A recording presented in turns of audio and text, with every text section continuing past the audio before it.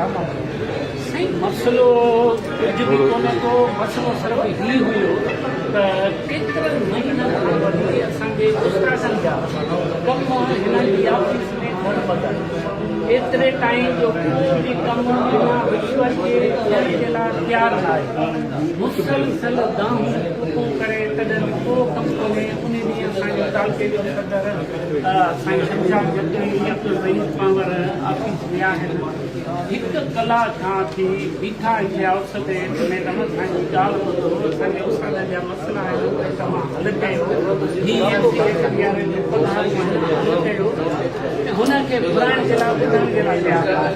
जॾहिं ॿाहिरि पाण निकिती आहे त हिननि गांव कयूं कयूं त बाबा साईं ॿुध त सही न चए तव्हां ॾाढा था ॻाल्हायो मां जेको आहे सो हीअ करे छॾींदुसि हीअ करे छॾींदुसि पूरा ड्रामा करे हुन ते FIR कढी हुन अफ़सोस इहो आहे त ताक़तवर माण्हुनि जे चवण ते हितां जी पुलिस अहिड़ो किरदारु निभायो आहे जो लॻे ईअं थो त उस्ताद जेको आहे सो को जंगजू आहे को दाड़ेल आहे को जेको आहे तो वज़ीरिस्तान मां आयो आहे को अफ़गानिस्तान मां आयो आहे उन्हनि जे घरनि ते चढ़ायूं आहिनि टे टे ऑफिसूं ते चढ़ायूं आहिनि तव्हां साहिब तारीख़ खणी ॾिसो कॾहिं बि मार्शल जा दौर हुजनि जमहूरियत जा दौर हुजनि कॾहिं बि पंहिंजे ऑफिसुनि ते कॾहिं बि पुलिस चढ़ाई न कई आहे ती कंहिंजो ज़ोर आहे तव्हांखे वज़ीर आला चयो आहे तव्हांखे जेको आहे ज़रदारी हाउस मां रिंगाई आहे तव्हांखे तव्हां चीफ जस्टिस चयो आहे तव्हांखे चयो कहां त तंज़ीमुनि जे ऑफिसुनि ते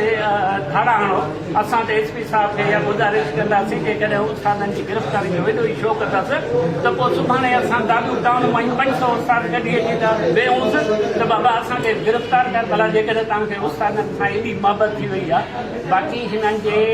इन दादागिरियुनि जे ख़िलाफ़ ऐं सेक्रेटरी तालीम खां डायरेक्टर खां असां हर वास्तेदार ऑफिसर खां घुर था कयूं आज़ाद लाइ इंक्वायरी करायो त हीउ ड्रामो छा आहे हिन ऑफिस में करप्शन छा आहे टीचर सां ज़ुल्म कहिड़ो आहे वारनि सां ज़ुल्म कहिड़ो आहे आख़िरकार को त ॿुधे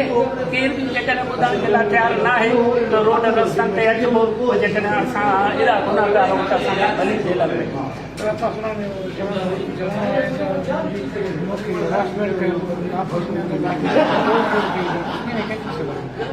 अभी असांजी जेको आहे सो यंगेस्ट ऑफिसर आहे हिनखे सुभाणे 18 में वञिणो आहे 19 में वञिणो आहे 20 में वञिणो आहे 21 में वञिणो आहे जेकॾहिं हीअ अभी हींअर साईं 17 में अची करे अहिड़ा ड्रामा कंदी त पोइ हीअ मथे ऑफिसर ॾींदी त पोइ हिन सिंध जे ट्रेनिंग खाते जो कहिड़ो असरु असां छा चऊं त हू कहिड़ा ड्रामा ते थी करे असां त इहो वज़ाहत था कयूं हिन जे सुवाल जी बि इहो वज़ाहत था कयूं त बाबा आज़ादाना मुनसिफ़ाना इंक्वायरी कयो जेको माण्हू अची ॾिसे त भई हिननि गांव करे छा चयो आहे त उस्तादनि जा मसइला हल कयो तूं मसइला छो रखी वठी महीननि जा महीना दर बदर छो थी करी जेकॾहिं पाकिस्तान जे अंदरि जेकॾहिं सिंध सूबे जे अंदरि ऑफिसर मां जाइज़ कमु वठण जे लाइ ॾाढा ॻाल्हाइनि ॾोह आहे त पोइ सुठो इहो आहे त इहो फीमेल साहिबा खे करप्शन करण जी इजाज़त ॾियनि ऐं रेट मुक़ररु कनि त असां उस्तादनि खे चऊं त बाबा हिते हे रेट ॾेई पंहिंजो कमु